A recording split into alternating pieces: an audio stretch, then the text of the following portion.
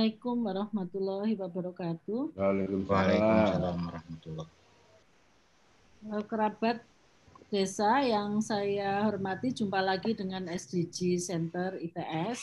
Kali ini kita akan mengajak teman-teman dari kerabat desa untuk mencermati atau untuk mengikuti bagaimana pengembangan teknologi tepat guna yang dikembangkan oleh ITS yang tentunya ingin disumbangkan kepada desa untuk meningkatkan kualitas produknya.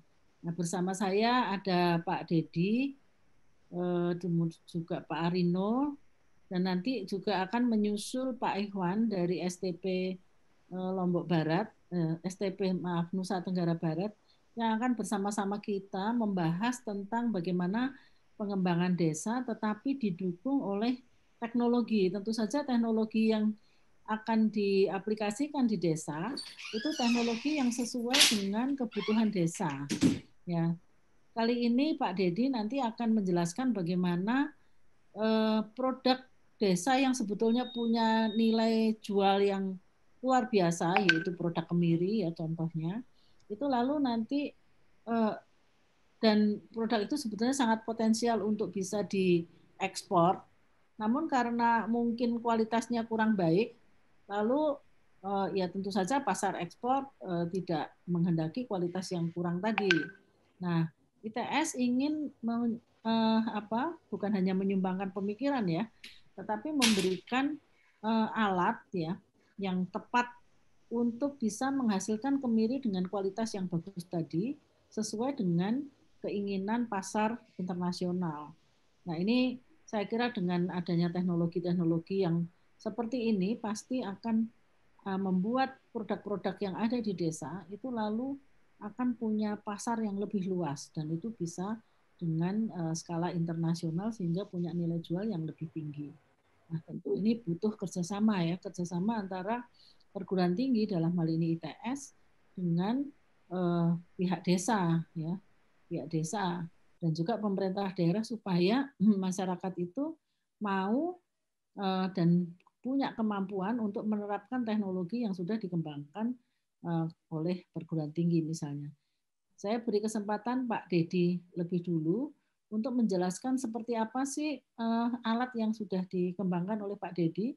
Mungkin Pak Dedi juga bisa menjelaskan bukan hanya alat untuk kemiri saja barangkali ya, mungkin ada contoh-contoh alat yang lain yang bisa seharusnya itu mudah dikembangkan oleh teman-teman dari ITS ya, terutama di bidang vokasi ini cocok dengan kebutuhan produk-produk di desa. Jadi di desa itu kan banyak sekali Pak Dedi, seperti di Lombok itu kan ada pisang, ada ya macam-macam yang kira-kira itu apa coklat, kemudian ada kopi. Nah itu kalau dibiarkan begitu saja produknya tentu nilai jualnya nggak bagus gitu. Nah ini Pak Iwan sudah masuk. Selamat malam Pak Iwan. Silakan Pak Dedi sambil menunggu Pak Iwan. Silakan Pak Dedi menjelaskan apa yang sudah dikembangkan oleh Pak Dedi dan teman-teman. Terima kasih. Assalamualaikum warahmatullahi wabarakatuh. Pertama-tama saya menyampaikan terima kasih kepada TV Desa ya yang memfasilitasi acara pada sore atau malam hari ini, di mana bertajuk tentang teknologi tepat guna untuk meningkatkan nilai jual daripada komoditas kemiri. Dan sebelumnya saya ingin menyapa dulu Pak Muhammad Ikhwan sebagai Kepala STP ya Pak? Iya. Assalamualaikum. Waalaikumsalam warahmatullahi wabarakatuh. Selamat malam Pak Iwan. Terima kasih sudah bisa bergabung. Nanti bisa kita sharing dan Pak Iwan menambahkan. Karena kami kemarin sudah sampai juga ke Lombok ketika mengantarkan alat dan realisasi penggunaan alat tersebut. Dan juga kepada Umi Dr. Agnes Tuti ya, Kepala Kajian Pembangunan Berkelanjutan ITS, dan juga para peserta Zoom meeting ataupun mungkin yang menyaksikan lewat streaming di YouTube pada malam hari ini. Ya. Karena saya izinkan untuk share screen ya tentang diskusi kita malam ini. Semoga bisa terlihat. Oke, nah. Ini hubungannya dengan program hibah pengabdian masyarakat berbasis produk dana lokal ITS tahun 2020. Sebelum saya menuju kepada pendahuluan atau latar belakang ya, saya ingin menyampaikan sedikit ya keterkaitannya bahwa di ITS kita punya Direktorat Riset dan Pengabdian Masyarakat, yang dimana di bawahnya ada Subdirektorat Penelitian dan Publikasi Ilmiah, dan yang kedua Subdirektorat Pengabdian kepada Masyarakat. Nah, di Subdit Pengabdian kepada Masyarakat ini itu membawahi 5 pusat kajian. Ya. Satu pusat kajian SDG yang dikepalai oleh Bu Agnes Tuti. Kemudian ada pusat kajian potensi daerah dan pemberdayaan masyarakat. Kemudian pusat kajian halal Profesor Setio Gunawan. Kemudian pusat kajian publik bisnis dan industri Pak Dr. Arman Hakim Nasution. Dan yang terakhir nih di tempat saya, pusat kajian teknologi tepat guna, tempatnya Profesor Suprianto dan saya di sini sebagai wakil kepala pusat kajian. Nah, pada tahun 2020 ini ITS mengeluarkan satu hibah dana penelitian, yaitu baik yang berbasis produk maupun abdimas yang reguler, yang itu terdistribusi di semua pusat kajian itu. Yang khusus yang berbasis produk ini adalah di tempat kami di Pusat Kajian Teknologi Tepat Guna. Nah, salah satu daripada judul yang kemudian disetujui untuk didanai dari sekian banyak proposal yang ditulis oleh tim pengabdi dari seluruh departemen yang ada di ITS, itu adalah abdimas berbasis produk dengan judulnya itu Pemberdayaan Masyarakat Sekeliling Taman Hutan Raya Nuraksa Lombok untuk meningkatkan kualitas dan harga jual kemiri melalui aplikasi teknologi pemecah cangkang dan pengolah minyak kemiri. Dan mitra abdimas kami adalah BUMDes, BUMDes Desa Pakuan, Kecamatan Narmada, Lombok Barat. Nah, ini berasal dari sini basis daripada abdimas itu. Jadi ITS itu di dalam program yang ada di pusat kajian di abdimas itu bekerja berdasarkan kawasan binaan. Yang pada dasarnya kawasan binaan itu terdiri atas utamanya di Jawa Timur sendiri, lebih khusus ditekankan di daerah pesisir. Kemudian kita juga punya kawasan binaan Indonesia Timur, dalam hal ini adalah di Provinsi Nusa Tenggara Barat. Sebelum kami dari tim Abdimas TTG ini bergerak, itu yang Abdimas tempat Bu Agnes Tuti ini sudah lebih dulu gerak ya untuk pemetaan potensi maupun kendala di setiap wilayah yang mana yang bisa kita kembangkan. Dan dari situ pula kami mendapatkan mitra ini ya untuk kemudian bisa kita laksanakan program Abdimas di tahun 2020 ini, dan ini terintegrasi dengan KKN mahasiswa ITS karena KKN sekarang menjadi mata kuliah kembali lagi ya di ITS. KKN jadi mata kuliah yang ada SKS-nya, sehingga di sini terintegrasi setiap pemenang atau setiap tim yang proposalnya didanai itu harus melibatkan mahasiswa KKN. Nah, awalnya kami bingung ini dengan kondisi pandemi bagaimana. Maka ada masukan ya. Jadi yang mahasiswa KKN yang ikut di tim kami ini yang tentang kemiri ini itu ada mahasiswa yang di TS yang stay di Surabaya, atau ada juga beberapa mahasiswa ETS asal NPB khususnya dari Lombok ya. Itu yang di Lombok itu kemarin yang bantu ketika kami proses sosialisasi di sana. Sementara yang mahasiswa yang di Surabaya membantu kami dalam hal seperti membuat video pembelajaran dan juga pengujian-pengujian dalam mewujudkan mesin deteksi ini. Latar belakang yang pertama ya, bahwa ternyata di daerah Pakuan, desa Pakuan itu sekitar 90% masyarakat itu memiliki tanaman kemiri dengan jumlah sekitar, kalau dibuat rata-rata itu antara 5 sampai 6 pohon lah rata-rata per kakak. Jadi dia bukan tanaman mono seperti misalnya ada orang punya kebun kemiri sekian hektar, tidak. Ya, tapi rata setiap penduduk itu hampir semuanya memiliki tanaman kemiri dengan jumlah kisaran 5 sampai 6 pohon. Nah, ini jadi problem tersendiri, nanti di belakang akan kita sampaikan. Kenapa masyarakat itu kurang memanfaatkan itu, salah satunya ya karena mungkin jumlahnya yang tidak terlalu banyak itu ya. Mirip orang di Jawa ini ya, misalnya di desa-desa itu orang punya pohon mangga 2, 3, 4 batang di rumah di pekarangan, itu nyaris tidak jadi uang, paling dikonsumsi sendiri atau dibagi-bagikan ke tetangga semacam itu.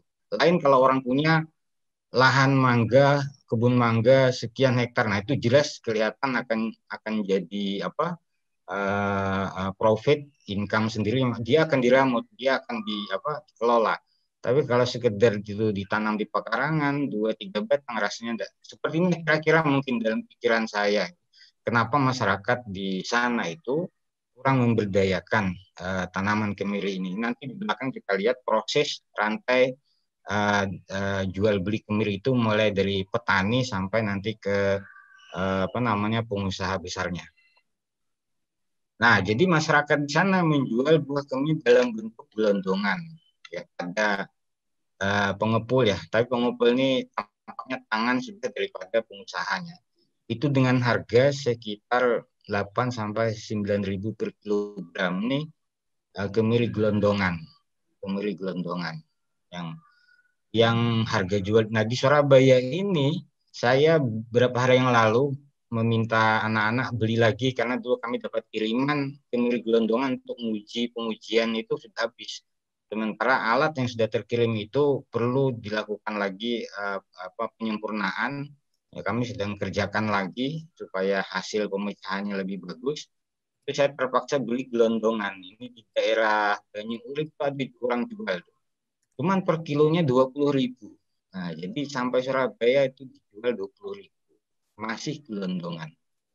Nah, kemudian, masalah juga yang dimiliki masyarakat di sana.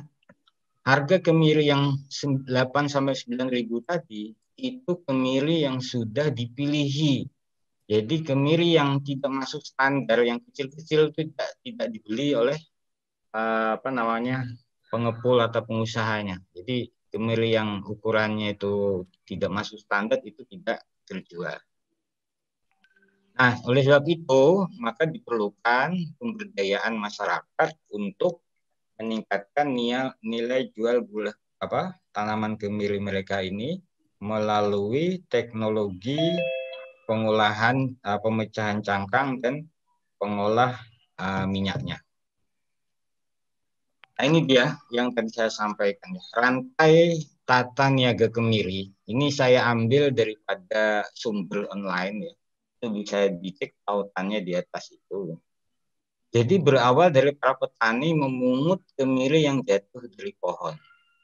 Mereka mengupas dan menghasilkan biji kemiri masih dengan cangkang. Nah, yang terjadi di Pakuan itu, ini kami gambar dapat kiriman dari BUMDes.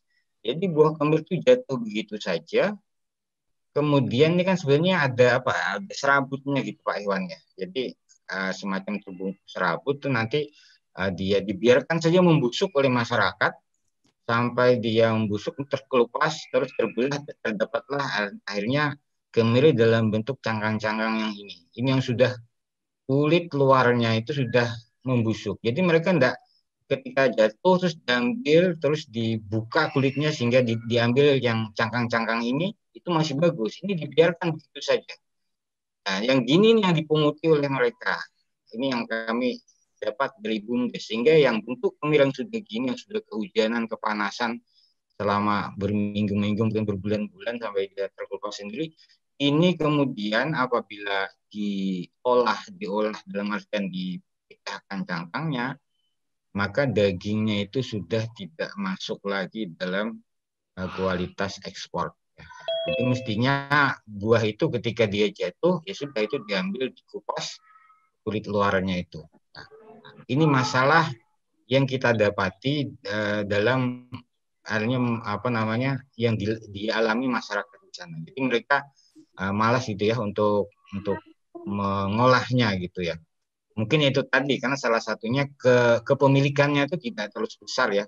Ada 5 batang punya, ada yang 6 batang seperti itu. Nah, kemudian kemiri yang ini nih kemudian dikumpulkan ke pengepul, harganya variasi 3.000 sampai 4.500 per kilogram. Kemudian pengepul membawa ke agen besar dengan harga 7.000 sampai 8.000 per kilogram. Lalu kemudian dikirim ke Bali, ke Jawa, dan seterusnya. Nah, kemiri gelondongan yang seperti ini, di gambar ini, itu di agen besar ini ya sebelum mereka kirim dalam bentuk terkupas itu direbus dulu oleh mereka 20 sampai 30 menit. Saya tidak sampai meneliti apakah proses rebusan itu juga akan mempengaruhi kualitas daripada dagingnya nanti setelah dikupas.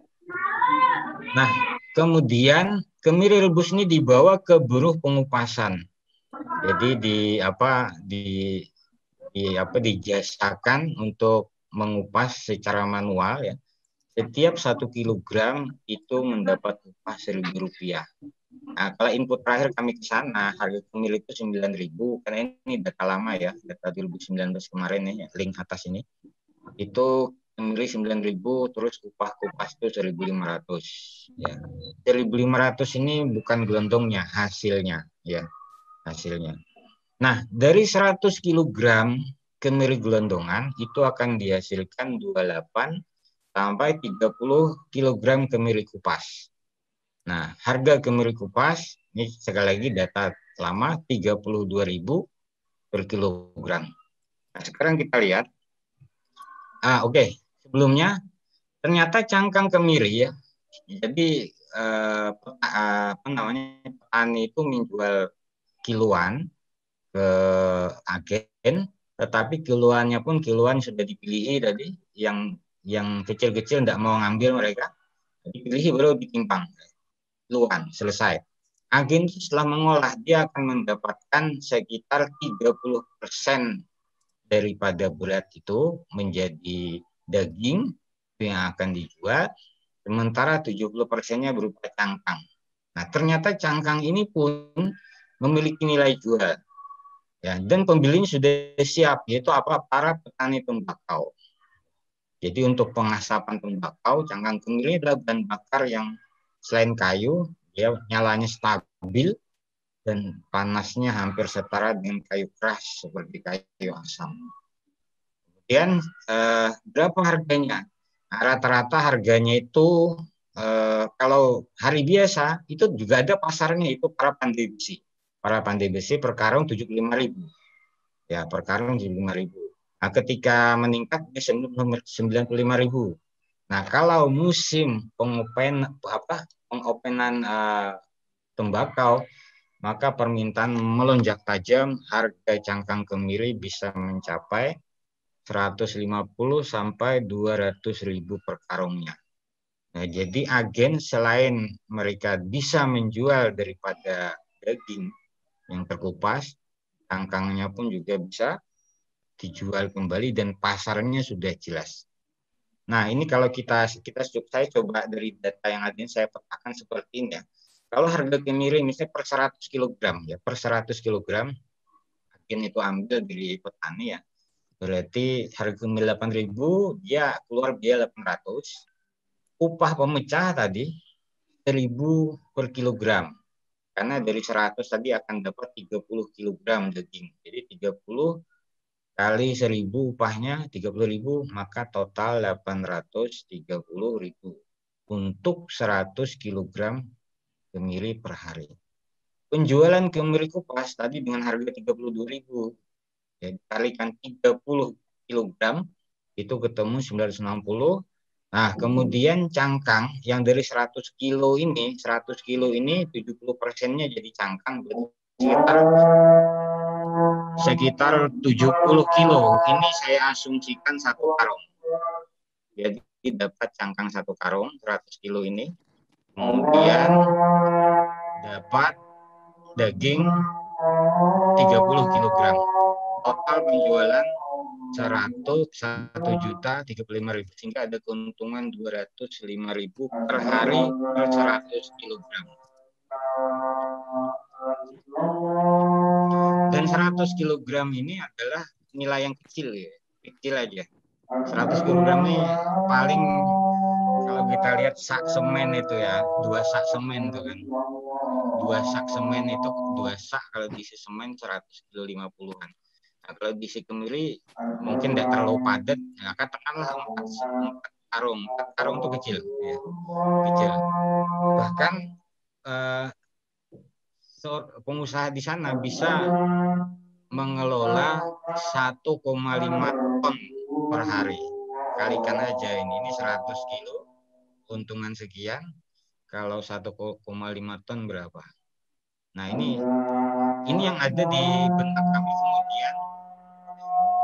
Bagaimana seandainya BUMDes di sana itu bisa memberdayakan, ya, warga atau desa itu menggantikan peran agen besar ini, sehingga tentu akan meningkatkan perekonomian daripada masyarakat. Nah, ini proses pembuatan minyak kemiri konvensional ya. Ini sumbernya juga bisa kita lihat di atas. Ini sumbernya bisa kita lihat. Ada dengan cara dibakar, ya. Jadi daging yang sudah terkupas, kemudian dibakar sampai gosong, kemudian di blender sampai keluar minyak. Gitu ya. Ini cara pertama. Cara kedua, ya, buah kemiri tadi, dagingnya itu diparut atau di blender, kemudian diperas sambil dikasih air, kemudian didiamkan selama 24 jam sampai keluar minyak. Nah, ini juga butuh proses, dan sini ada pencampuran minyak air juga ke dalamnya. Ya. Di sini kekurangannya katanya minyak kemiri dihasilkan sedikit ya, karena nanti dia nunggu terpisah antara air dengan minyak yang kemudian naik di atas permukaan. Nah, namun dia lebih bening ya, karena tidak dibakar tadi. Kemudian dengan disangrai, ya ini juga yang tradisional ya, disangrai kemudian ditumbuk sampai halus, di blender, dihaluskan, diperas dengan menggunakan air. Nah, ini cara-cara konvensional. Nah, disinilah kemudian kami dari tim Abdimas berbasis produk ITS ya, melalui Pusat Kajian Teknologi Tepat Guna, kita telah merancang, membuat, dan menghibahkan 3 perangkat alat ya, yaitu 1 alat pemecah cangkang yang di kiri ini, ya, pemecah cangkang beserta ayakannya yang terintegrasi digerakkan oleh motor motor bensin ini. Nah, kemudian yang kedua 2 alat pengolah minyak ya, dengan sistem pressing ya. Pressing poros berulir. Nanti kita akan tunjukkan. Nah, ini kita lihat dulu video singkatnya.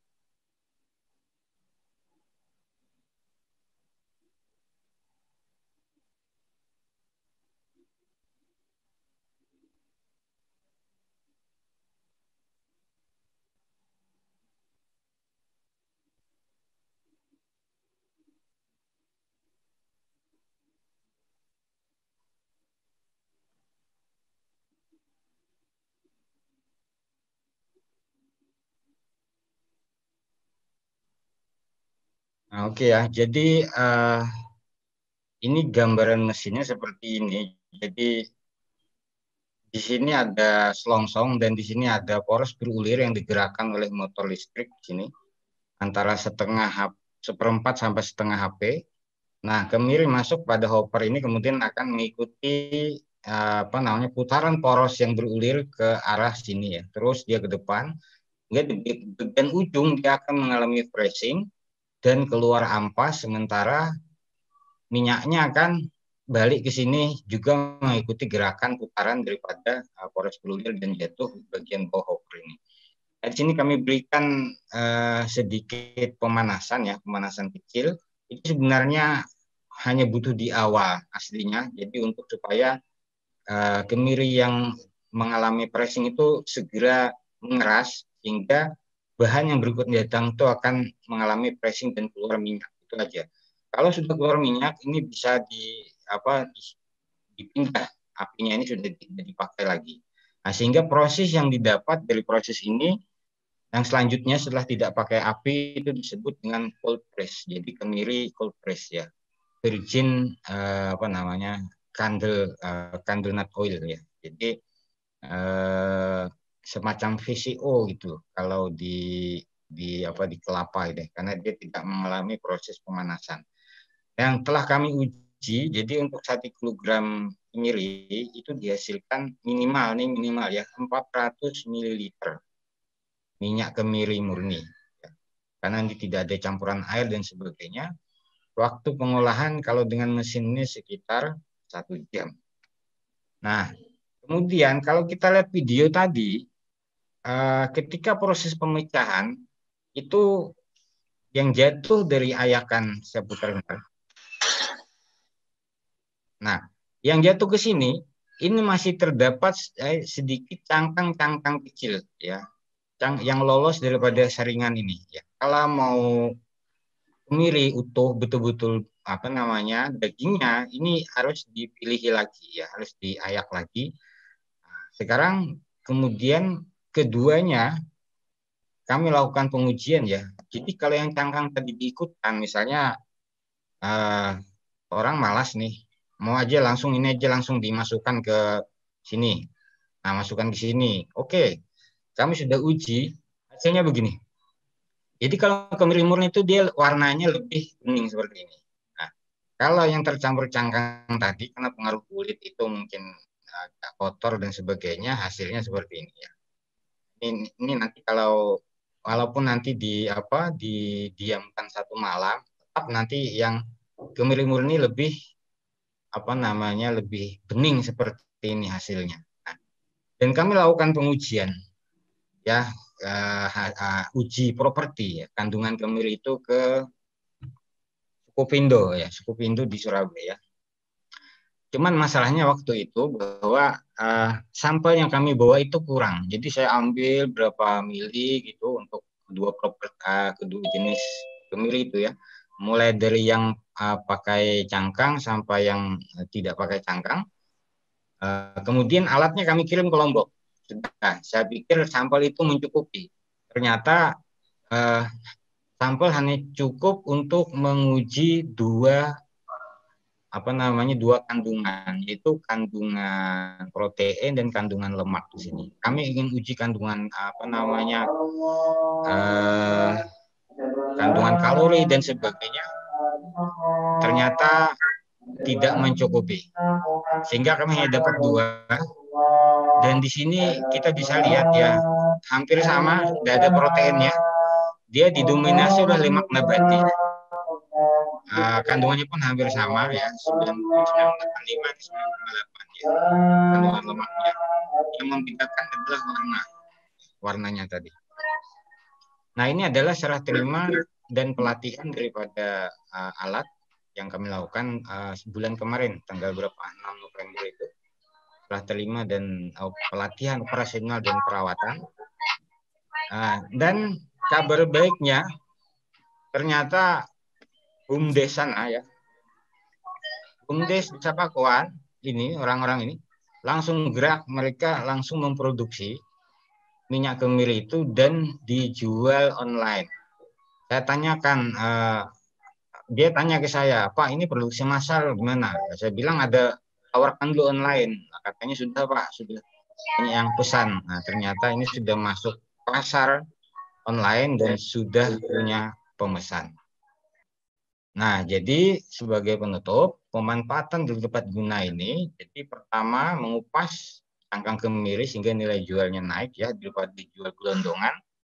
Kemudian mengolah kemiri menjadi minyak yang memiliki nilai ekonomi lebih tinggi, terutama dari kemiri yang tidak terbeli. Minyak ukurannya kecil-kecil itu mending dibikin minyak saja.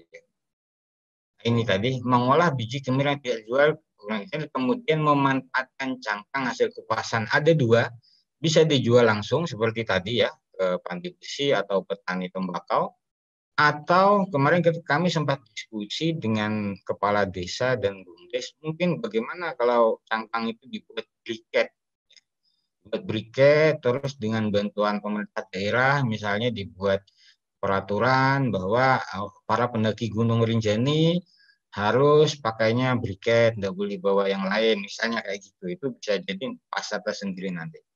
Oke. Nah, sebagai betul-betul penutup, saya ingin menampilkan terakhir, ini adalah video utuh daripada Aktimas kami berbasis produk tahun 2020.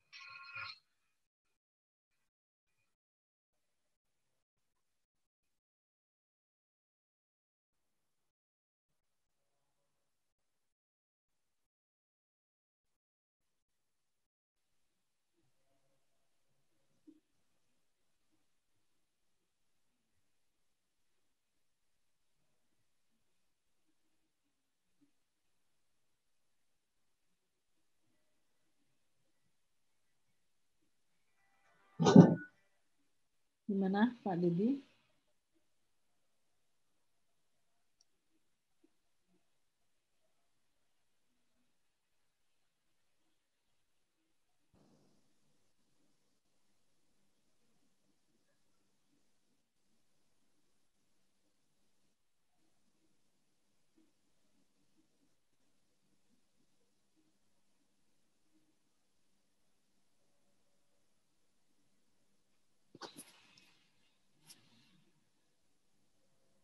Oke, sekian dulu untuk presentasi pertama. Terima kasih, saya kembalikan kepada moderator.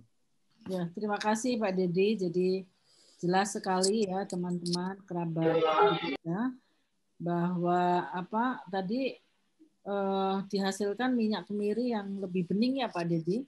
Dan sekarang ternyata sudah mulai bisa dipasarkan gitu ya. Jadi potensi yang tadi sampai satu rumah itu punya 5-6 kemiri itu kan luar biasa. Jadi ini potensi sangat potensial untuk bisa dikembangkan di wilayah desa ini ya. Nah, baik Bapak kerabat TV desa, kita dengarkan dulu dari Pak Ikhwan, baru setelah itu nanti kita bisa diskusi ya. Silakan Pak Ikhwan. Ya, Assalamualaikum warahmatullahi wabarakatuh. Waalaikumsalam. Terima kasih ke kami dari pemerintah Provinsi Nusa Tenggara Barat menyambut baik dan salam hormat kami, salam terima kasih kepada keluarga besar ITS yang telah melakukan kegiatan pengabdian di Nusa Tenggara Barat. Jadi perkenalkan kami dari Science Technology and Industrial Park Nusa Tenggara Barat. Ini adalah lembaga baru UPTD yang dibentuk di bawah Dinas Perindustrian Provinsi NTB yang mengawal program unggulan Nusa Tenggara Barat dalam bidang industrialisasi. Next.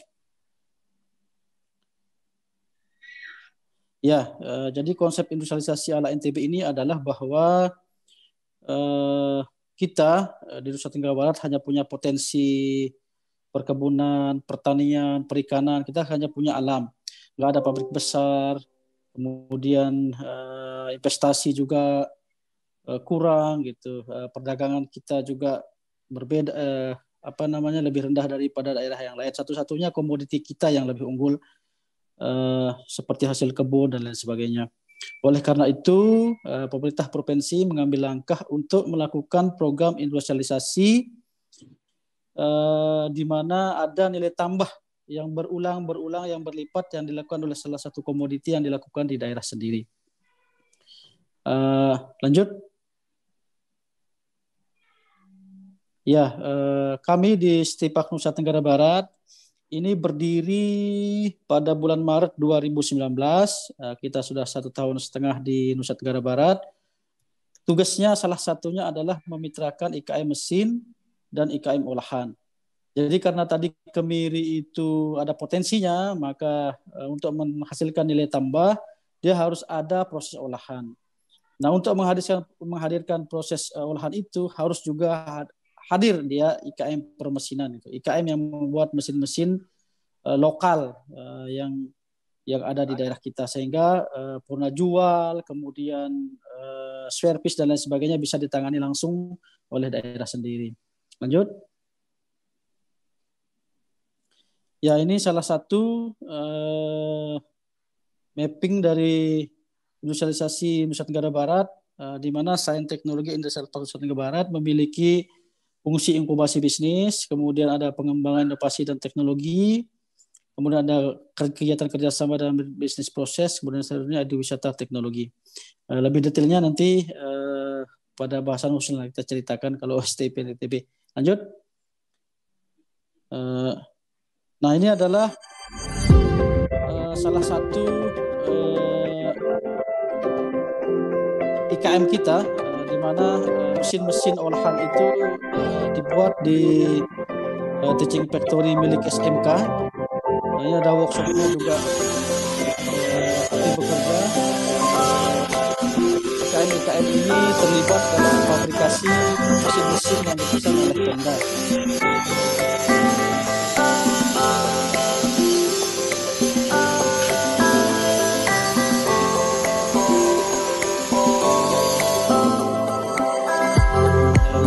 mendapatkan sekitar 61 IKM, ada 10 SMK. Alhamdulillah di tanggal 17 kemarin dalam jangka waktu 2 minggu kita bisa menyiapkan mesin pesanan dari Pemda sendiri itu sejumlah 650 unit. Dan ini ada jualan mesin online dari SMK Ondak Jaya yang bisa dipesan oleh masyarakat kita di Nusa Tenggara Barat. Bahkan ini kita sudah banyak sampai pengiriman ke Sulawesi, Sumatera, bahkan Sumatera, kemudian Papua, NTT, dan lain sebagainya. Lanjut. Nah, ini contoh dari kegiatan sosialisasi. Maka apa yang dilakukan oleh bapak-bapak kita, teman-teman kita dari ITS ini sudah sangat luar biasa. Karena ini pun yang awalnya kita lakukan. Misalnya contohnya daun nanas. Daun nanas ini terbuang percuma di Nusa Tenggara Barat, di beberapa wilayah-wilayah pinggiran itu. Kemudian dengan menggunakan mesin olahan sederhana, daun nanas ini kemudian bisa menjadi mendapatkan nilai tambah masyarakat di sana. Sekarang sudah banyak produk turunan dari daun nanas yang terbuang itu. Apa yang dilakukan oleh teman-teman dari ITS itu adalah yang kita harapkan di Provinsi NTB, di mana potensi-potensi hasil hutan bukan kayu yang bisa dimanfaatkan, kemudian bisa mendapatkan nilai tambah untuk kesehatan masyarakat di sekitarnya. Lanjut.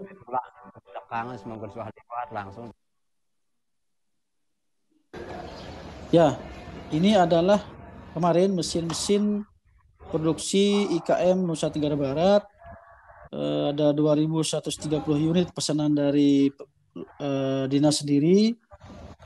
Yang ada di foto, yang ada di gambar ini adalah yang sejumlah 650 unit itu di launching pada tanggal 17 Agustus dan sudah beredar luas ke masyarakat.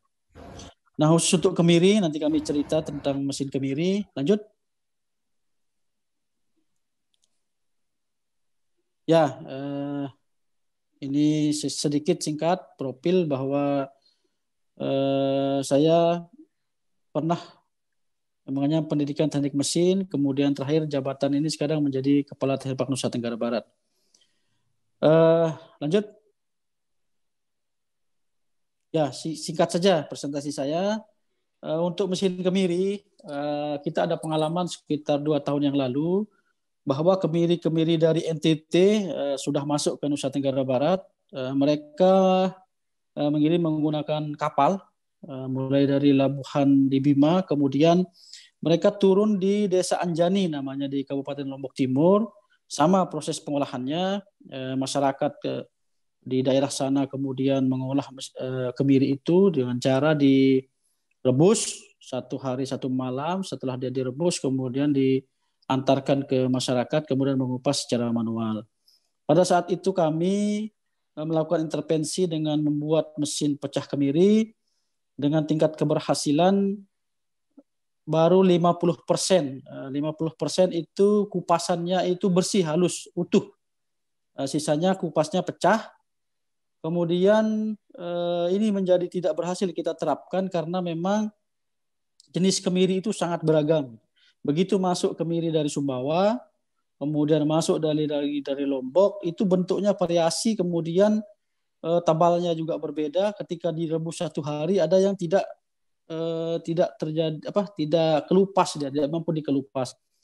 Begitu dimasukkan ke mesin lagi, hanya 30% yang terkelupas. Karena tingginya tingkat variasi besar, bulatan, lonjong, kemudian tebal dari kulit kemiri itu menjadi kendala kita. Sampai saat ini kita belum berhasil membuat mesin yang mampu mengupas dengan utuh. Karena ini permintaan dari pembeli bahwa kemiri yang utuh itu kemudian setelah dia dikupas kemudian dipanggang, kalau caranya di Lombok Timur itu, kemudian setelah dipanggang kemudian dikirim karung ke luar Pulau Lombok. Nah, ini yang harganya yang mahal itu, cuman sampai sekarang masih diterapkan pola manual dengan melibatkan masyarakat. Nah, ini pengalaman kami. Kemudian untuk minyak kemiri, ini sama dengan minyak coklat yang pernah kita coba intervensi di Kabupaten Lombok Utara. Itu untuk mendapatkan minyak itu menggunakan dongkrak 10 ton saja yang lebih sederhana. Jadi masukkan dia coklat 1 kilo, kemudian dipres dengan 10 ton. Nanti dalam jangka waktu 4 menit itu sudah keluar minyaknya semua. Nah, ini riset-riset yang coba kita optimalkan. Cuman memang kelemahan kita di sini belum berkelanjutan karena kalau ada pesanan dari masyarakat baru bisa dilakukan pembuatan mesin. Alhamdulillah dengan adanya riset-riset seperti ini mungkin nanti bisa muncul inovasi-inovasi yang baik untuk kita terapkan di Provinsi Nusa Tenggara Barat. Mungkin itu saja dari kami dari NTB. Salam, terima kasih. Assalamualaikum warahmatullahi wabarakatuh. Waalaikumsalam.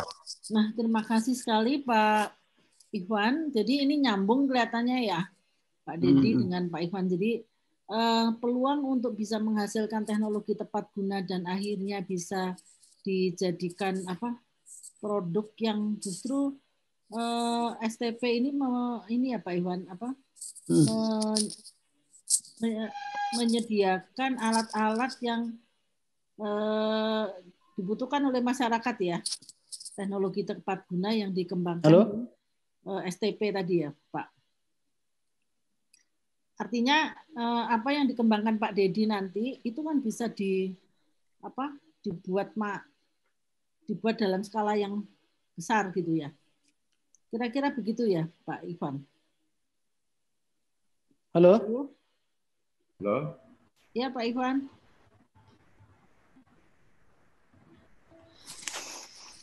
Pak Dedi, kalau tadi disampaikan oleh Pak Ikhwan tingkat keberhasilannya yang telah pernah dibuat oleh Pak Ikhwan dan tim itu tidak terlalu tinggi gitu ya. Itu untuk yang dikembangkan Pak Dedi sendiri bagaimana ya Pak? Ya Bu, jadi alat kami itu satu paket dengan pengolah minyak. Jadi dia tidak, sebenarnya rancangannya bukan ke arah pemecah utuh. Jadi sekalian memang dia menghaluskan sehingga siap langsung dimasukkan ke pengolah. Itu yang saya sampaikan kemarin, begitu sampai di sana mereka butuh juga kemiri yang bisa terpisah dengan utuh. Nah, itu yang saya ceritakan tadi. Kami sekarang balik coba meriset itu ya, seperti pernah Pak Ikhwan juga sampaikan ya, karena dengan adanya riset inovasi itu akan berkembang. Dan saya setuju dengan Pak Ikhwan tadi bahwa memang tergantung daripada kualitas kemiri. Jadi selagi tidak betul-betul kering, selagi belum terlepas antara daging dengan cangkang itu mesti ketika cangkang dipecahkan tuh ikut pecah dalamnya. Iya.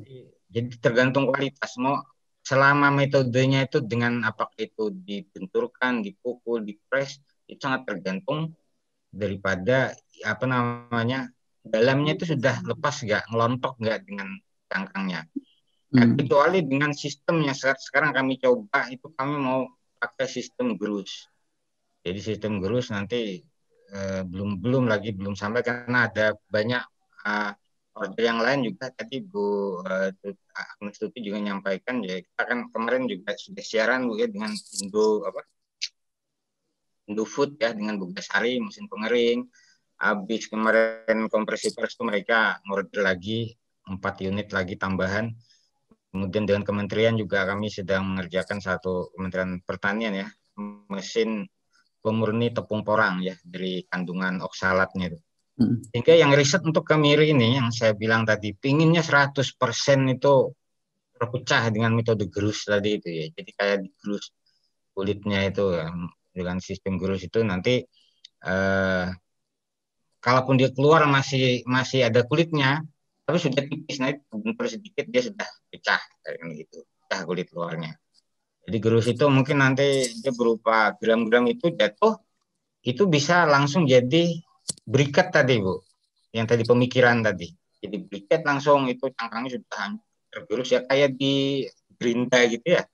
Nah itu bisa keluar harapannya utuh. Nah, itu idenya seperti itu yang sedang kami sekarang berhenti. Jadi kami kekurangan teknisi, kekurangan SDM lah. Nah, juga ada order, ada beberapa pekerjaan dari yang lain-lain. Jadi saya sangat setuju sekali tadi dengan Pak Iwan ya. Jadi termasuk metode karena ini rancangan rumah tangga. Yang tempat Pak Iwan tadi itu mirip mesin press Pak ya, yang 4 ton itu. Seperti di press gitu, itu akan keluar minyaknya. Sama sebenarnya. Tapi saya kemarin waktu di Pakuan, kita lihat ada sama kepala desa untuk mengecek ada beberapa alat ada 2 alat yang semenjak tahun 2014 dibakar itu nggak pernah dipakai, masukkan gudang dikunci. Sampai kuncinya nggak tahu siapa yang pegang, 2020 dan 6 tahun ya. Dibongkar akhirnya, dibongkar sama kepala desa pakai linggis gitu. Kita lihat, sayang sekali ini. Itu ada penghancur apa, kemudian juga mungkin kalau nggak salah.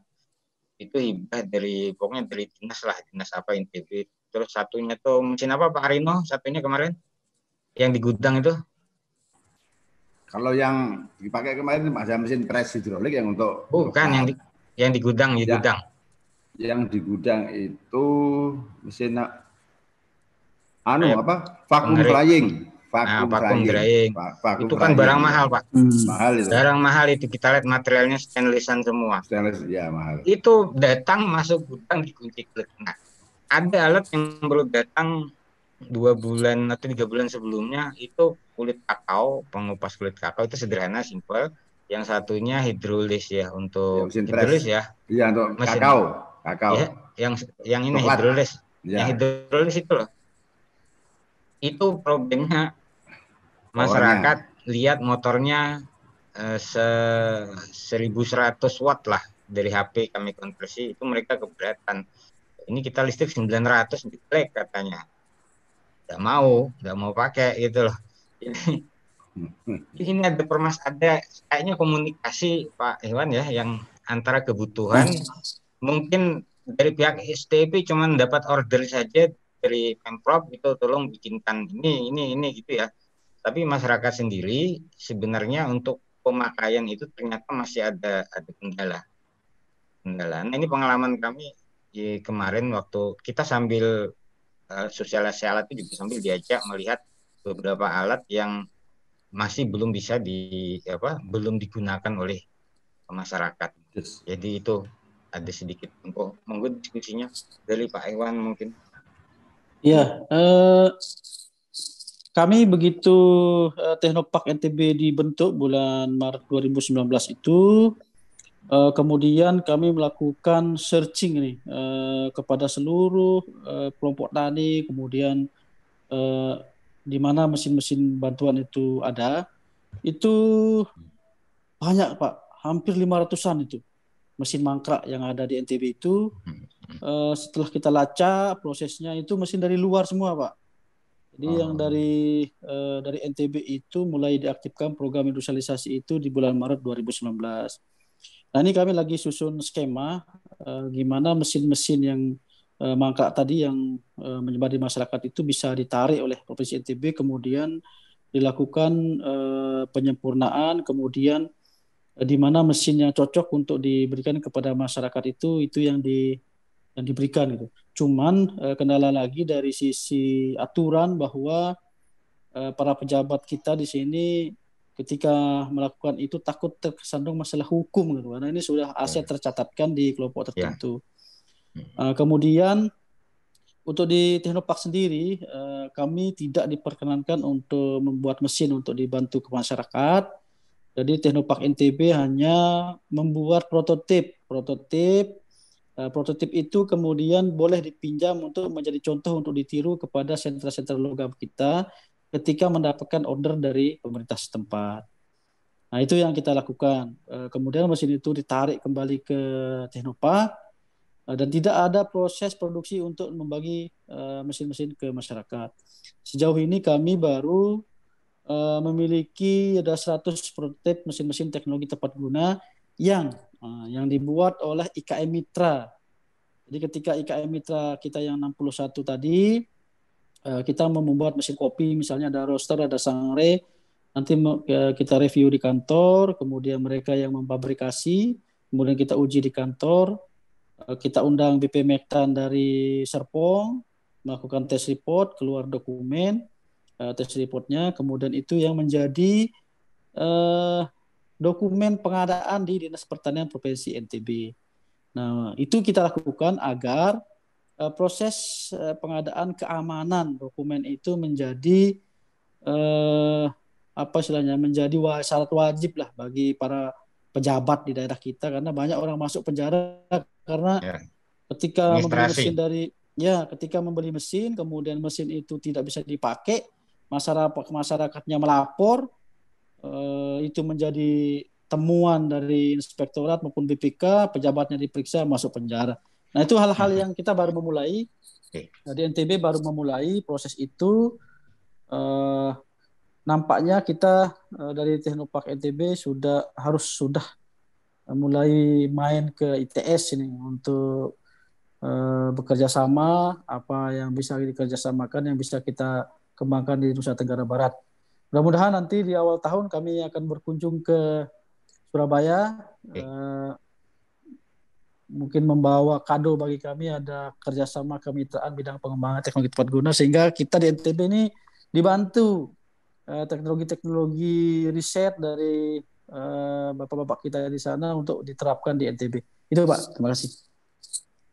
Oke Pak, jadi alhamdulillah kami sesaat sebelum pulang ya kita check out di lobi itu, kita janjian ketemu dengan Pak Nazar ya, Ketua Asosiasi Pengusaha Logam kalau nggak salah beliau. Diskusi memang intinya butuh kerjasama gitu ya dengan mitra perguruan tinggi gitu, sehingga mereka istilahnya siap bikin, tapi jangan disuruh mikir. Maksudnya kampungnya adalah seperti ini, dia ya mikir yang bikin, artinya resource-nya dia itu habis ke situ.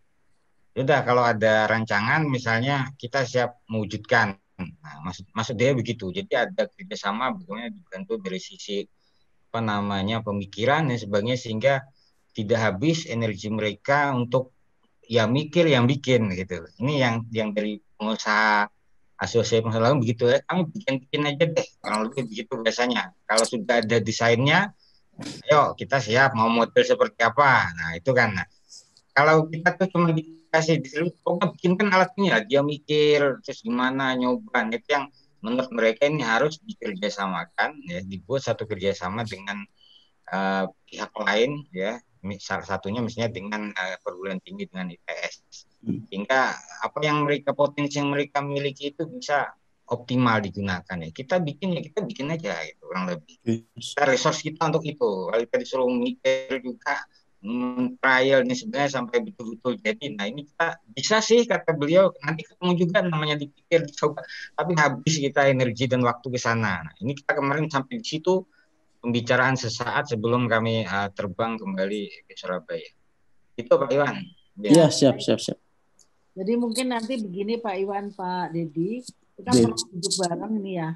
Kita perlu duduk bareng, kira-kira bagaimana bentuk kerjasama yang bisa kita lakukan antara ITS dengan pemerintah Provinsi NTB dan khususnya dengan STP ini ya Pak ya. Kira-kira, karena tadi ada yang suka mikir, ada yang suka bikin. Nah, yang suka mikir itu biarkan dari perguruan tinggi saja kan Pak Dedi. Siap. Jadi dari NTB bikin saja gitu. Lalu nanti ada lagi yang memasarkan. Saya kira ada bagi-bagi bagi-bagi peran gitu ya. Baik Bapak, Ibu dan kerabat TV Desa, mungkin ada yang ingin bertanya. Mumpung kita punya pembicara yang hebat-hebat, karena pasti ini adalah sangat dibutuhkan oleh masyarakat. Walaupun kita mesti cocok-cocokan dulu antara kebutuhan dan supply, karena jangan sampai nanti mesin yang sudah disuplai ke masyarakat ternyata nggak terpakai seperti yang diceritakan Pak Dedi. Apalagi Pak Ivan tadi bilang ada 500 loh. Ini menarik sekali loh. Kalau bagi perguruan tinggi pasti menarik ya Pak Dedi. Temuan. Diapakan? Kalau kita temuannya temuan untuk dikembangkan ya. Temuan untuk dikembangkan dan dimanfaatkan. Sehingga mungkin nanti ini ternyata bisa dilatihkan atau bisa dimodifikasi atau apa. Kira-kira Gitu. Silakan mungkin dari kerabat TV Desa yang hadir, ada yang ingin bertanya? Kalau boleh juga melalui chat, silahkan. Bentar. Ada yang memantau di YouTube barangkali? Silahkan dibacakan. Iya Pak Iwan, saya ingin tanya ini. Jadi kan tadi SMK ya, memberdayakan SMK itu gimana Pak sistemnya itu? Ini makanya saya baru pulang dari Jakarta, diundang sama Ki Kendi, bagaimana mengembangkan SMK pinggiran, SMK gratis bagi orang-orang tidak mampu gitu. Jadi Nusa Tenggara Barat ini kan logikanya kan nggak punya industri besar untuk menampung lulusan SMK, sementara kurikulum SMK itu distandarkan seluruh Indonesia. Gitu. Mereka harus mencapai standar kompetensi tertentu sehingga standarnya itu yang dikejar, tetapi tidak sesuai dengan keadaan lokal di Nusa Tenggara Barat. NTB itu hanya punya potensi yang ada di pinggiran, banyak di pinggiran, kebunnya ada di pinggir, lautnya ada di pinggir, kemudian anak-anak miskin ada di pinggir gitu. Nah, pemikiran saya waktu itu adalah sebagai pendiri SMK Onda Jaya waktu itu, proposisi saya sebagai guru SMK, kasihan melihat anak-anak kita setelah tamat kemudian menganggur. Mulailah kami membuat SMK Ondak Jaya itu, SMK pinggiran itu, dengan praktik menggunakan sistem teaching factory. Alhamdulillah dari kelas 1 itu mereka menggunakan praktik pakai material sisa gitu. Jadi material-material sisa bengkel yang awalnya mau dikilokan kan diobrak-abrik dulu, toh juga kiloannya sama kelas 1. Kemudian kelas 2 nanti masih menggunakan material yang sisa, tapi standar capaiannya harus sudah bisa digunakan gitu. Kayak engsel, kemudian pengunci-pengunci, kemudian ada pisau-pisau dan lain sebagainya. Nah, dengan pengalaman kelas 1, kelas 2 itu, kelas 3 mereka sudah terlibat dalam pembuatan orderan mesin-mesin tepat guna itu. Nah, lewat penjualan mesin-mesin tadi, yang lewat Tokopedia, Bukalapak dan lain sebagainya itu, kita ordernya lebih dari 200 mesin lah satu tahun itu, bisa untuk operasional guru dan membuat pendidikan gratis. Nah, anak-anak yang lulus pun nanti terserap untuk menopang perkembangan IKM. Jadi ini bisa jadi riset ini nanti salah satu model pendidikan vokasi, NTB tidak punya industri besar, tapi yang dia punya industri kecil dan menengah. Nah, SMK itu harus hadir sebagai penopang perkembangan industri kecil dan menengah. Tapi disiapkan dengan formulasi yang baik. Nah, formulasinya itu adalah teaching factory yang bisa memberikan pengalaman industrial kepada anak-anak. Dan itu yang tadi di video itu adalah teaching factory SMK. Kemudian kita libatkan di dalam pembuatan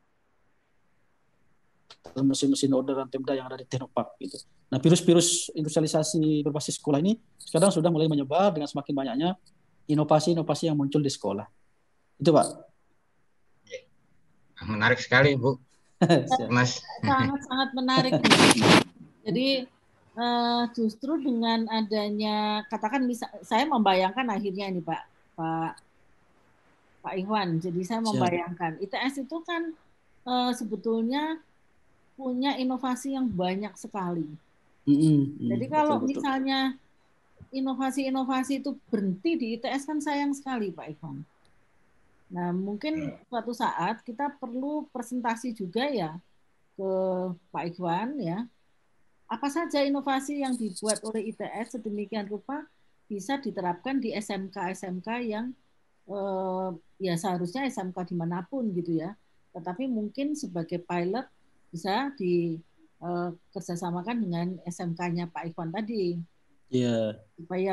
Supaya sudah ada wujudnya sehingga nanti kalau ditularkan ke SMK yang lain kan ini ya sudah pernah praktek gitu setidaknya gitu ya. Nah, apalagi kalau produk yang dihasilkan oleh SMK tadi itu sudah pernah diaplikasikan oleh masyarakat. Jadi bukan sesuatu produk yang akhirnya berhenti menjadi produk mesin yang tidak terpakai, tetapi mesin yang terpakai dan meningkatkan ekonomi gitu ya di masyarakat. Nah, ini Jadi apa itu namanya bisnis prosesnya dari awal sampai akhir itu tercakup semua gitu ya. Nah, Pak Ivan mungkin sudah juga pernah diberi tahu sama Bu Yanti ya bahwa apa yang dilakukan, yang kami lakukan mengenai kemiri ini itu mendapat support dari pemerintah Australia.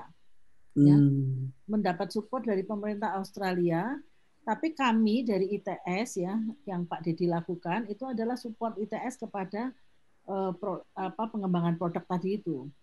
Ya, tapi Australia memberikan support untuk pelatihan-pelatihannya gitu Pak. Jadi sebetulnya ini potensi juga untuk kerjasama luar negeri, ya, bukan hanya dalam negeri, tetapi juga termasuk kerjasama luar negeri. Dan mungkin yaitu tadi kalau misalnya kita duduk bareng, kita bisa membuat katakan grand skenario-nya ya, grand design-nya sehingga katakan produk-produk bukan hanya kemiri saja, berbagai produk yang membutuhkan teknologi tepat guna itu dikembangkan bersama ITS gitu ya, dan kemudian produknya sendiri kan bisa nilai jualnya bisa ditingkatkan gitu ya. Iya. Saya kira itu menarik sekali. Mungkin ada dari teman-teman yang ingin bertanya atau ingin menambahkan atau ingin memberikan usulan-usulan, silahkan. Pak Rino. Jadi di Selong Belana itu Bu, kemarin sebelum kita ke Desa Pakuan itu kan hari Kamis datang itu kita diajak ke pantai itu ya, sama drivernya itu, kemudian ke daerah Selong Belana. Dan mereka butuh Bu, alat untuk menarik perahu dari pantai menuju ke tempat parkirnya, istilah begitu. Nah, mereka membuat alatnya itu pakai Bu, pakai jadi ada seperti roda 2, ya. Jadi perahunya diangkat ke roda 2. Kemudian ditarik pakai tangan, kan berat tuh, perahunya kan lumayan berat. Nah, mereka bapak-bapak nelayan butuh caranya nanti pakai mesin sehingga nanti operatornya duduk manis di pinggir pantai, nanti bisa ditarik. Ya, terus yang kedua ada problem dengan alat itunya, alat yang rodanya itu kan dipakai di pantai sehingga gampang terkena korosi, gampang rusak. Nah, sehingga kita berpikir dengan Pak Dedi kemarin, ya bisa kita mendesain dengan material-material yang stainless steel, yang artinya yang tidak gampang terkena korosi.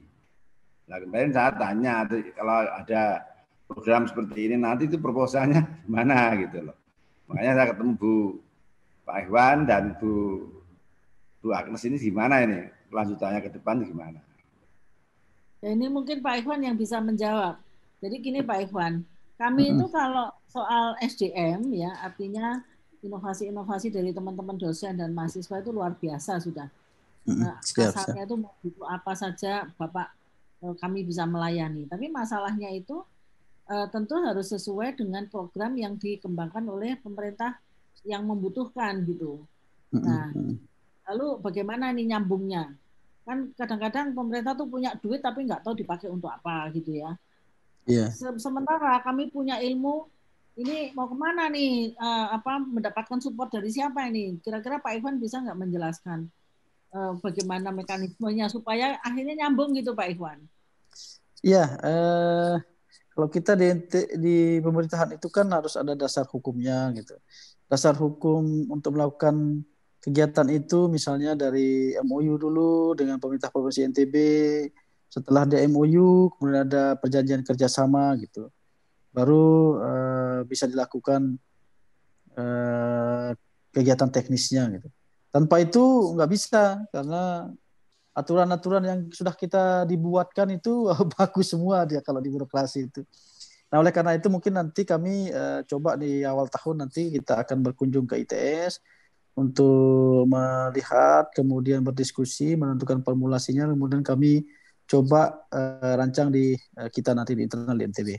Ya. Itu jadi mungkin yang bisa kita lakukan, termasuk riset-riset, hasil-hasil riset, kemudian ada tenaga ahli dan lain sebagainya.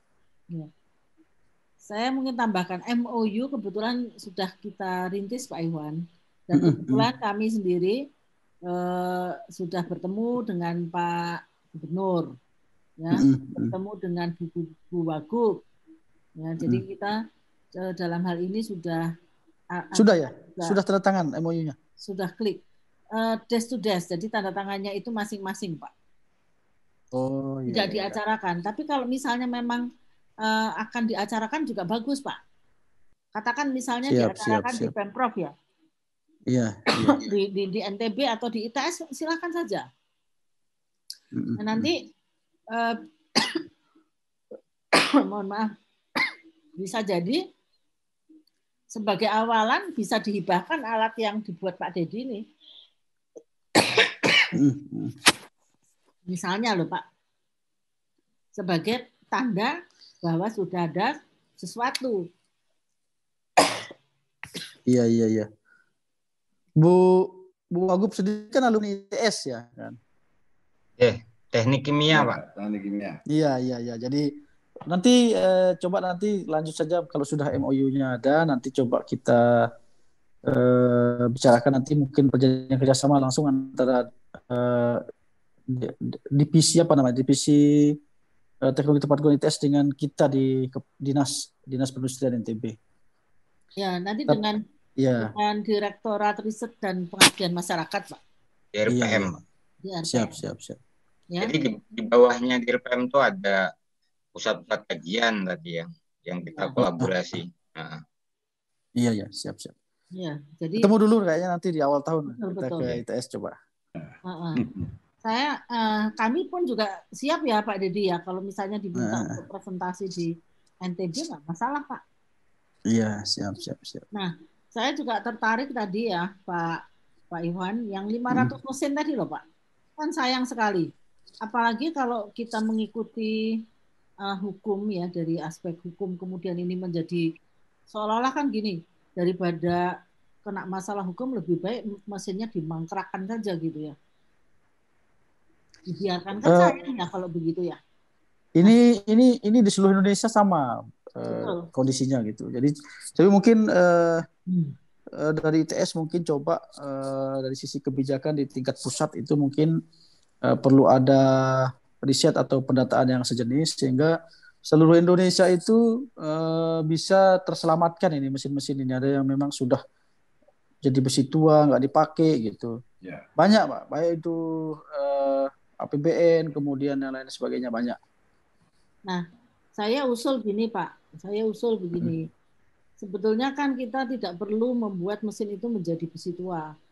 Pak Dedi sama Pak Arino dan tim, saya kira itu akan bisa melakukan bukan riset, identifikasi ya Pak ya. Iya. Kira mesin-mesin mana yang masih bisa dimanfaatkan dan bagaimana supaya bisa dimanfaatkan itu kan pasti akan bisa dipetakan gitu Pak ya.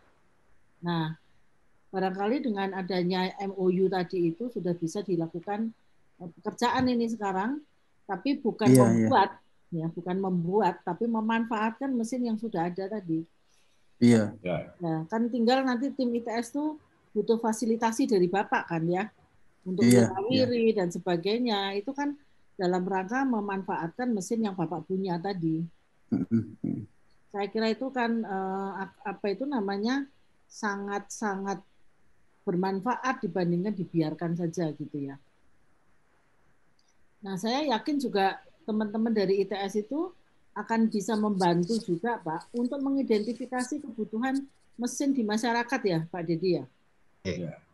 Artinya tadi seperti yang diceritakan Pak Arino, butuh alat untuk narik perahu. Perahu dari pantai. Nah, perahu dari pantai misalnya, dan mungkin yang lain ya, yang dibutuhkan, yang teknologi tepat guna yang dibutuhkan untuk membantu masyarakat itu. Kalau tadi untuk urusan nelayan, tapi di Teluk Belanak itu kan sebetulnya pantai yang sangat bagus ya. Bagus sekali Bu. Kawasan wisata kan ya. Nah, kira-kira teknologi apa yang bisa digunakan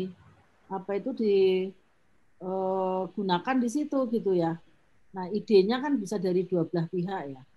Bisa dari apa itu namanya masyarakat atau dari pemerintah atau juga dari ITS gitu ya.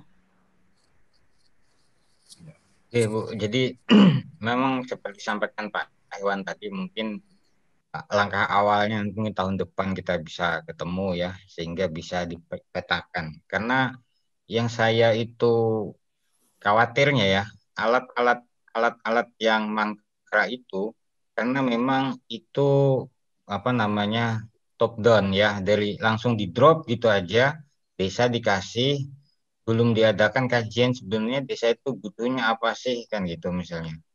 Karena anggaran harus dihabiskan, ini saya khawatirnya gitu ya, sudah menjelang akhir tahun anggaran harus dihabiskan, ayo pengadaan kasih desa A alat ini, desa B alat ini. Saya khawatirnya seperti itu karena tidak ada perencanaan dari awal gitu ya.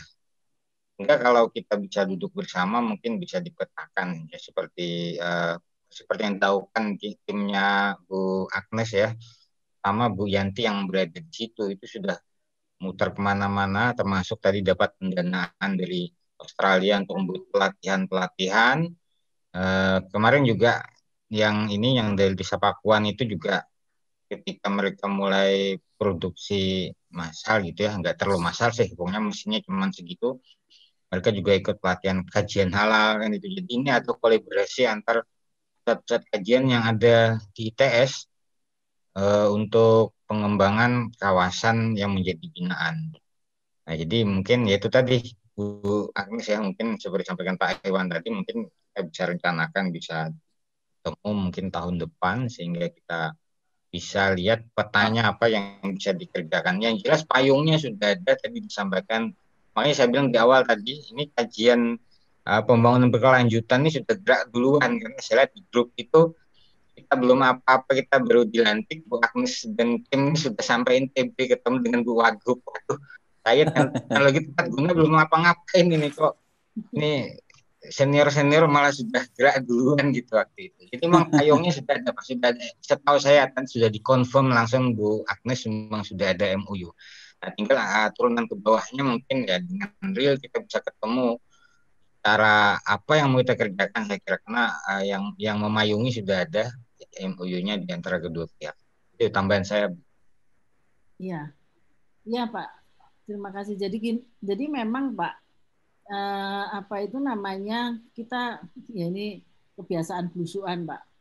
Jadi kebiasaan blusukan ya, mana-mana yang kira-kira apa itu namanya berpotensi untuk itu ya kita datangi aja gitu ya. Kebetulan Bu Wagub sudah pernah ke ITS, jadi saya juga sudah pernah kenal gitu ya, waktu Bu Wagub itu memberikan kuliah tamu di ITS, kemudian saya baliklah berkunjung ke beliau gitu ya, dan nyatanya beliau sangat welcome.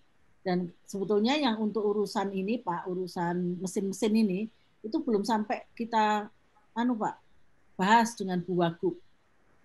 Jadi nanti mungkin kita agendakan saja ketemu Bu Wagub lagi gitu ya, untuk apa itu namanya menjelaskan mengenai bagaimana kontribusi ITS ke STP tadi ya, ke apa itu namanya pengembangan teknologi tepat guna untuk di NTB ini. Saya kira itu akan sangat apa itu namanya sangat dibutuhkan gitu ya. Apalagi di NTB ini kan selain tadi untuk makanan kan ada juga produk-produk lain ya Pak, yang bikin kursi apa yang dari bambu, kemudian yang apa namanya Pak, cupli yang ada kerangnya itu ditempel di kayu, kursi-kursi bagus sekali itu saya lihat, dan saya lihat kursi itu dipakai di ruang tamunya Kemendikbud loh. Ruang tamunya Pak Menteri maksud saya. Kursinya NTB ini. Nah, itu kan luar biasa ini ya. Satu ruangan penuh itu kursi dari NTB itu. Ya, ruang tamunya Pak Menteri Mendikbud itu satu ruangan penuh itu dari NTB. Nah, dan itu kan pengerjaannya itu sangat manual. Nah, saya kurang tahu apakah nanti itu bisa dibuat menjadi yang lebih apa itu namanya, tidak manual lagi gitu Pak Dedi. Jadi kan produknya bisa menjadi lebih banyak gitu. Ya, karena itu luar biasa. Nah, kira-kira begitu Pak Iwan. Siap. Apa itu namanya kontribusi kami yang kira-kira bisa kita sama-sama mengembangkan NTB. Nah, saya perlu juga menyampaikan begini. Siap. Di SDG ini, karena SDG ini kan macam-macam isinya, karena tujuannya ada 17. Ya, tujuannya 17 dan kami pasti akan menggandeng pusat kajian yang lain seperti pusat kajian di Pak Dedi ini kan akan support gitu ya. Dan kami kalau misalnya punya kerjasama dengan mana-mana ya yang memang butuh disupport oleh pusat kajian yang lain ya pasti kami tawarkan ya ini gitu, karena kami punya 17 tujuan tadi itu, jadi sangat strategis untuk bisa kesana kemari gitu. Jadi silahkan saja, mungkin nanti kita bisa bergandengan tangan untuk sama-sama mengembangkan NTB melalui pusat kajian yang ada di ITS tadi, Pak. Termasuk diantaranya bukan hanya dari sisi teknologi saja, tetapi pemberdayaan masyarakatnya juga, Pak. Ya, supaya dia dengan menggunakan teknologi yang ada itu lalu akan bisa mengembangkan diri gitu. Karena kalau hanya berhenti sampai teknologi kan saya khawatir juga setelah itu mungkin kesulitan menjual barangnya misalnya gitu-gitu, itu kan juga masalah ya. Saya kira mungkin sementara begitu ya Bapak Ibu. Kalau masih ada yang lain ingin disampaikan sebagai closing statement, silakan Pak Iwan, Pak Dedi. Ya, terima kasih. Nanti kita tindak lanjuti dengan duduk bersama aja. Apakah nanti kita undang, kemudian kita berkunjung ke Surabaya. Yang jelas ini sesuatu energi baru bagi kami di NTB untuk memberikan pelayanan kesejahteraan bagi masyarakat. Itu aja, Bu. Terima kasih. Salam dari Lombok buat kawan-kawan di TS. Terima kasih, Pak. Terima kasih, Pak. Terima kasih atas kesediaan untuk bincang-bincang di TV Desa. Mungkin ada dari Pak Dedi atau Pak Arino yang ingin menyampaikan Pak Dedi sesuatu. Ya, dari saya sudah cukup, Bu. Saya kira ya sudah cukup. Tinggal kita follow up-nya. Baik, terima kasih. Jadi ini adalah suatu forum kerabat TV Desa. Bincang-bincang ini mudah-mudahan akan bisa tertangkap oleh semua masyarakat atau semua pemirsa TV Desa ya, walaupun mungkin tidak hari ini mengikuti langsung, tetapi karena ini tayang di YouTube, maka akan bisa diputar ulang berkali-kali gitu ya, sehingga teman-teman dari desa-desa yang lain, dari provinsi yang lain gitu, itu akan bisa melihat bagaimana caranya mengembangkan desa, mengembangkan masyarakat menggunakan teknologi tepat guna. Ya, menggunakan teknologi tepat guna itu tidak sulit. Ya, bagi saya tidak sulit karena saya tinggal minta tolong gitu. Minta tolong ke yang jago ini ya.